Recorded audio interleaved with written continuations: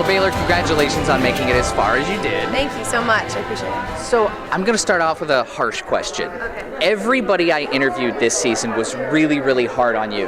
They said that you didn't deserve to be in the game. You certainly didn't deserve $1 million. What is that like to hear from people you lived with for so long?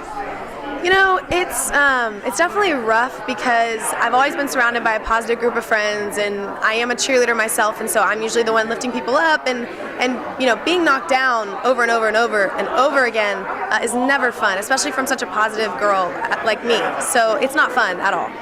And to hear it go directed at your mom from Reed, were you surprised by that reaction from Reed? I wasn't surprised. I didn't expect it to be the extent that it was, and the drama that he brought to it. But I wasn't surprised. No.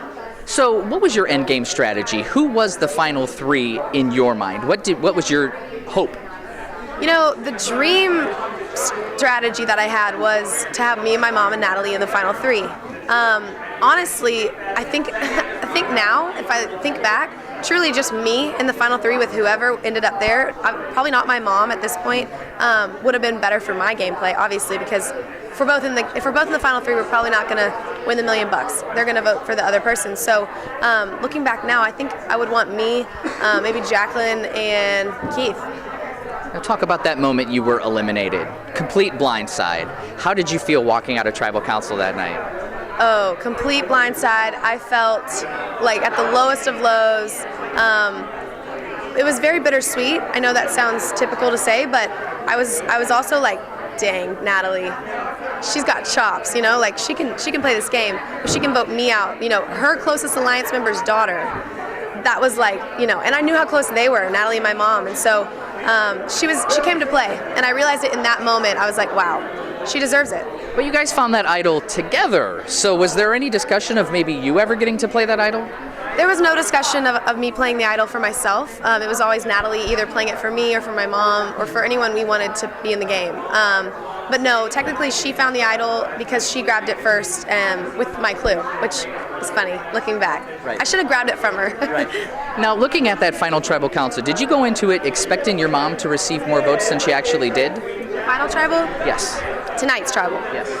I had no idea what to expect from tonight's tribal. I knew Natalie was probably going to win based on her gameplay, but I didn't know if anyone else would vote for my mom or Jacqueline. I truly thought it was just me and John going to vote for our loved ones, and we'll see from there. It was shocking to me that Reed voted Jacqueline, honestly. Yeah, that was pretty surprising, I think, to most of the crowd as well. I heard quite a few gasps. Yeah. What else surprised you looking back at this experience? I guess mostly having such deep and meaningful conversations on the island that truly you felt like you were having, and then going into tribal council that night and being like, these people suck, you know, like this is terrible. And that's where you have to really separate the gameplay and the real life. It's really hard when you're out there for so long, especially getting up to Final Five. My real life was the game at that point. And so it's hard to hear those mean things, you know, being thrown around because you think it's personal, but it's not. All right, give us some history. How did you and your mom end up on Survivor? Me and my mom got a Facebook message from a contestant, somebody, and they basically were saying, you know, would you be interested in playing Survivor? And we were both like, my mom calls me. I was at school in Nashville, and she goes, do you want to play? And I was like, sure, yeah, let's do it. And so we sent a quick video in. We were the last couple cast, I think, for this season, and they needed a mother-daughter pair, and we fit the mold. So it was kind of a last-minute thing. We really didn't plan on it. This is kind of how our life rolls, though. Had you ever seen this show before? Yeah, I had seen the show a couple times here and there throughout my family. When my mom was married for the third time, his son, my stepdad's son, is a huge Survivor fan, and so I would come downstairs, and I was, you know, in high school, way too cool for Survivor at that point in my head, and it was like, what is this show? And I would watch a little bit here and there, so I knew the game, but I didn't know the intensity of it. All right, last question. What is next for you now that Survivor's under your belt? What's next for me is I got to go back to school and I got to graduate, and then I got to roll with my career. I'm a musician, and I got to continue with that. All right. Well, congratulations. It was so nice talking to you. Thank you.